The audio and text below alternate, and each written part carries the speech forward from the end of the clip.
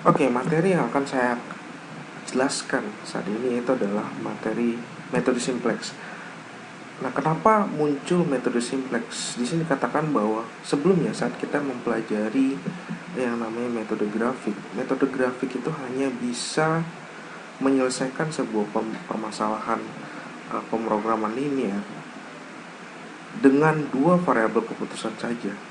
Pada saat kita menggunakan lebih dari dua variabel keputusan, maka metode grafik itu tidak bisa digunakan.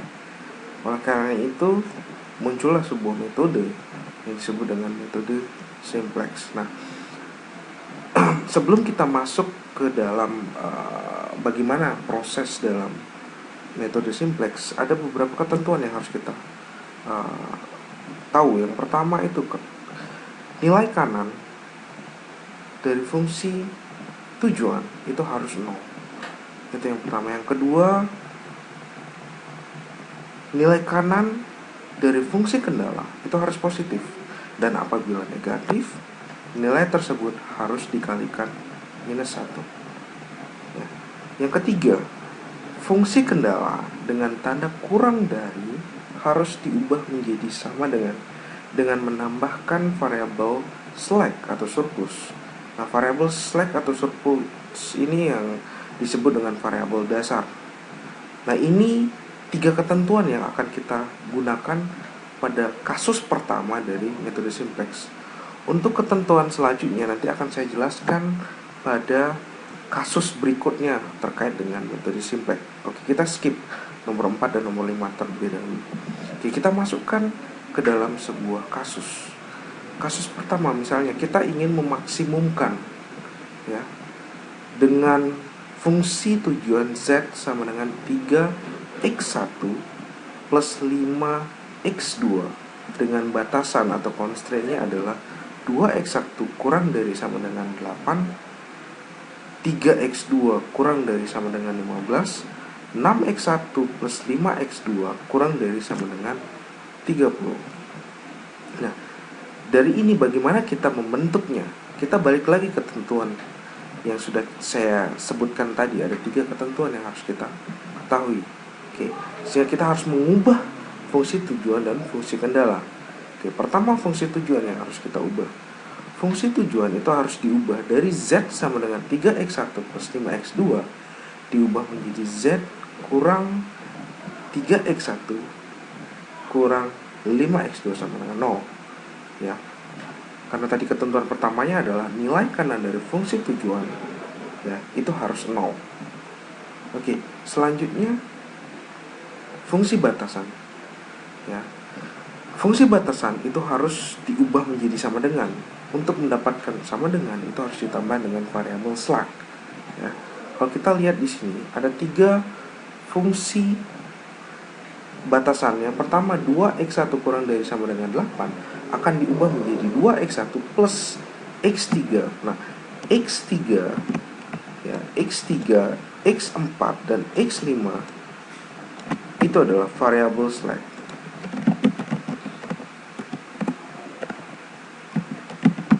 Ya, sehingga ini merupakan variabel slack, variabel yang ditambahkan dari tidak sama dengan atau kurang dari menjadi sama dengan, sehingga kita harus menambahkan variabel slack di sini. Oke.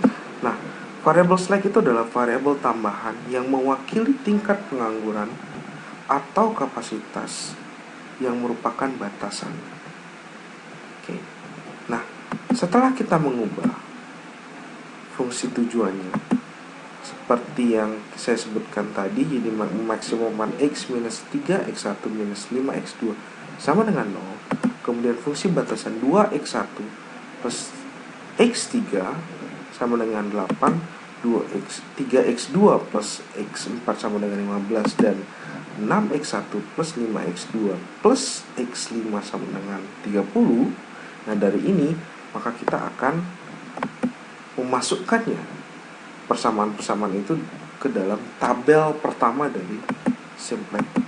Nah, ini adalah penjelasannya. Nilai kanan adalah nilai kanan persamaan, yaitu nilai di belakang tanda sama dengan untuk batasan pertama itu sebesar 8, untuk batasan yang kedua itu sebesar 15, dan untuk batasan yang ketiga itu sebesar 30 yang sudah kita jelaskan tadi.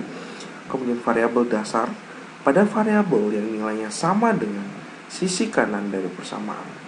Ya, jadi variabel yang nilainya sama dengan sisi kanan dari persamaan. Pada persamaan 2x1 plus 3x8, kalau belum ada kegiatan apa-apa berarti x1 sama dengan 0. Dan semua kapasitas masih menganggur.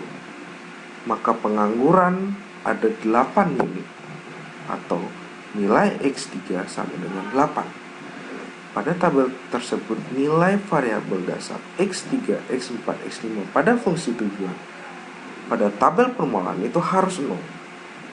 Dan nilainya pada batasan-batasan bernilai positif. Oke. Nah, ini. Jadi kita akan mengubah ini ke dalam bentuk tabel. Ini adalah tabel pertamanya. Kalian lihat di sini. Dari fungsi tujuan, ya, minus 3 itu akan dimasukkan ke minus 3. Ya.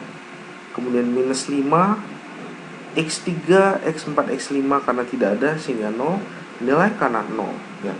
Seperti ini tabelnya. Jadi kalian bisa lihat bahwa di bagian atas kolom itu, jadi headernya itu adalah variabel dasar z, x1, x2, x3, x4, x5 dan nilai kanan. Nah, kemudian untuk yang kolom paling kiri itu adalah z dengan variabel dasar atau variabel slack x3, x4, x5. Oke. Kemudian ini tinggal dimasukkan saja. Kalian lihat di sini x1 kita masukkan 2-nya, kemudian karena tidak ada x2 maka 0, x3 1, x4, x5 0, x ini adalah nilai kanan sehingga dimasukkan pada nilai kanan. Begitu seterusnya. Oke, sehingga kita telah membentuk sebuah tabel yang disebut dengan tabel simplex yang pertama. Nah, setelah ini apa yang harus kita lakukan? Memilih kolom kunci. Kolom kunci adalah kolom yang merupakan dasar untuk mengubah tabel simplex. Pilihlah kolom yang mempunyai nilai pada garis fungsi tujuan yang bernilai negatif dengan angka terbesar. Jadi negatif terbesar yang harus kita cari. Nah, dalam hal ini kolom x2 itu yang memiliki nilai negatif terbesar dengan nilai minus 5. Ya, kalian bisa lihat di sini. Kita bisa lihat di sini bahwa x5 itu adalah mempunyai nilai negatif terbesar, sehingga ini akan menjadi kolom kunci. Nah, jika suatu tabel sudah tidak memiliki nilai negatif pada fungsi tujuannya, berarti tabel itu tidak bisa dioptimalisasi lagi, artinya sudah maksimum. Ya, tidak ada lagi penyelesaian, stop penyelesaiannya. Nah, sedangkan di sini masih ada 2 nilai negatif sehingga kita harus memilih nilai negatif terbesar. Oke. Next, kita akan lanjutkan dengan memilih baris kunci. Baris kunci itu adalah merupakan dasar untuk mengubah tabel simplex dengan cara mencari indeks tiap-tiap baris dengan membagi nilai pada kolom nilai kanan dengan nilai yang sebaris dengan kolom kunci. Ya, sehingga indeks itu sama dengan nilai dari kolom kanan, ya, dibagi dengan nilai kolom kunci. Ya, setelah perhitungan kita bisa langsung lihat di tabel. Kita lihat di sini indeks itu adalah nilai kanan, ya, nilai kanan, nilai yang ada ini kemudian dibagi dengan nilai pada kolom kunci. Ya, sehingga ini 8 dibagi 0 tak hingga, sehingga ini tidak dihitung. Kemudian 15 dibagi 3 itu adalah 5. Kemudian 30 dibagi 5 itu adalah 6. Sehingga yang paling kecil itu adalah 5. Sehingga ini akan menjadi nilai baris kunci. Oke, setelah itu apa yang harus kita lakukan? Yang harus kita lakukan adalah membuat nilai perpotongan antara baris kunci dengan kolom kunci itu menjadi bernilai 1. Sehingga apa yang harus kita lakukan? Kita harus membagi seluruh dari baris kunci itu dibagi 3, ya, sehingga kita menghasilkan nilai baris kunci baru, ya. 0, 0, 1, 0, 1/3, 0, 15/3 atau 5, ya. Oke. Setelah kita menemukan nilai baris kunci terbaru, maka yang harus kita lakukan adalah membuat nilai 0 di semua nilai yang ada di kolom kunci, ya. Min 5 harus berubah jadi 0. Ini sudah 0 sehingga tidak perlu lagi diubah.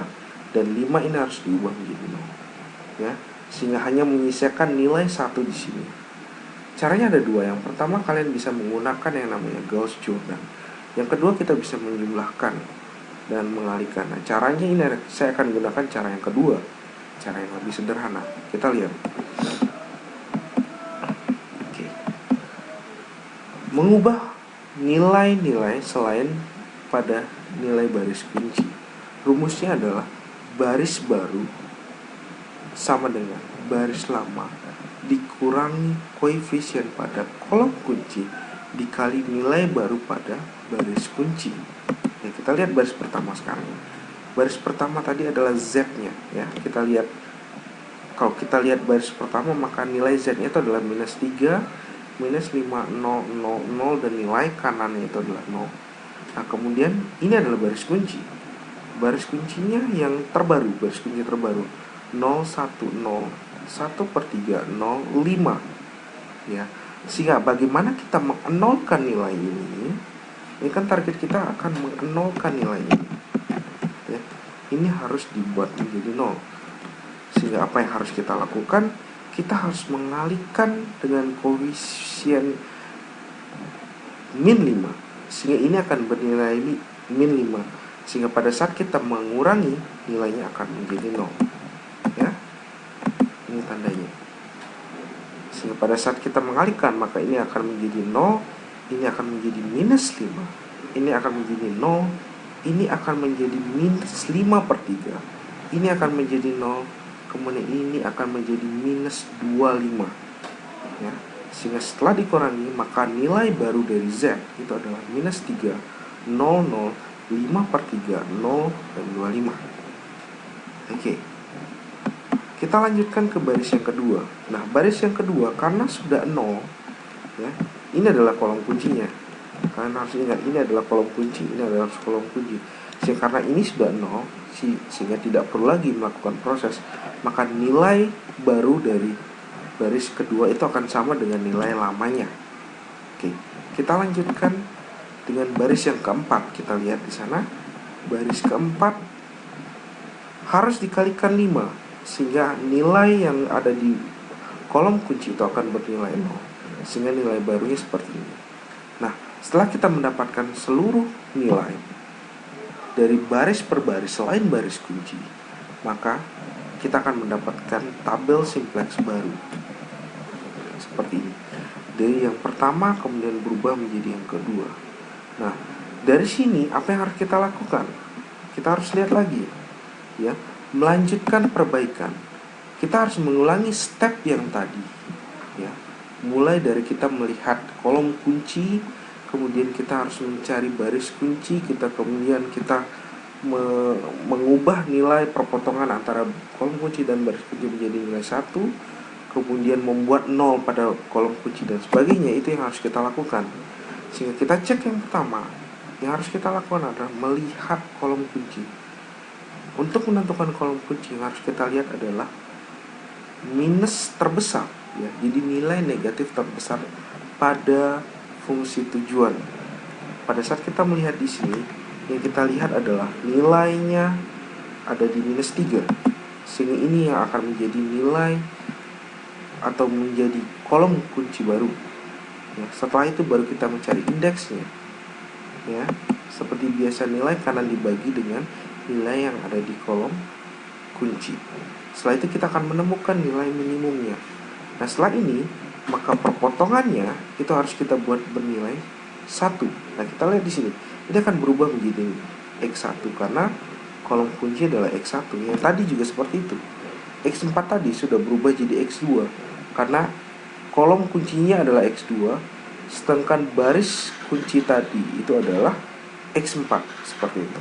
Nah, selanjutnya apa yang harus kita lakukan? Kita harus mengubah ya nilai yang ada di kolom kunci itu bernilai 0. Ini harus berubah menjadi 0, ini harus berubah menjadi 0. Sehingga kita akan menggunakan cara tadi. Ya. Nilai baru sama dengan nilai lama dikurangi koefisien dikali dengan baris kunci baru. Seperti itu. Oke. Ya.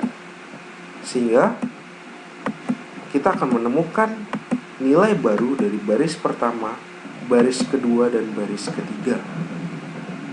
Oke, kita akan menemukan nilai-nilai baru dari baris pertama, baris kedua, dan baris ketiga. Oke. Nah, setelah itu baru kita lihat lagi tabel terakhirnya. Kita perhatikan, ya. Kita perhatikan di sini. Ternyata kita menemukan bahwa di tabel itu tidak ada lagi minus, ya. Kita perhatikan di sini di fungsi tujuan tidak ada lagi nilai minus. Sehingga maka pada saat kita tidak mendapatkan nilai negatif di dalam fungsi tujuan, maka proses di stop. Sehingga ini adalah hasil akhir yang kita lihat di sini bahwa nilai X1 ya, nilai X1 itu bernilai 5/6, X2 itu bernilai 5, sedangkan Z-nya itu ada bernilai 27,5 atau 27,5. Demikian step by step dari metode simplex. Semoga ini dapat bermanfaat bagi kita semua. Kita akan lanjutkan materinya, materi metode simplex dengan kasus yang berbeda.